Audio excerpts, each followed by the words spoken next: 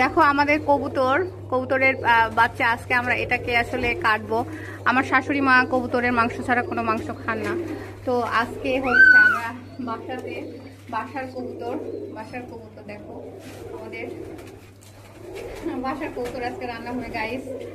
তো বলো, তোমরা ডিভিশনাল শহরে বাস করে কে এভাবে মাটির সাথে মিশে আছো? আমার মতো শহরের ইট সুরকি বালি, তারপরেও আমরা মাটির সাথে মিশে আছি। এটাই আমরা।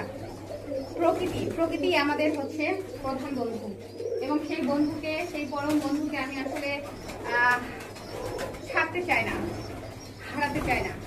এই জন্য আসলে প্রকৃতির সাথে মিশে থাকি। এই যে দেখো গাইস, আজকে আমরা এই দুটোকে আসলে খুব খারাপ লাগছে, নিজেদের বাসার সন্তানের মতো, কিন্তু এদের জন্মই তো এরকম, মানুষের জন্য প্রাণ উৎসর্গ।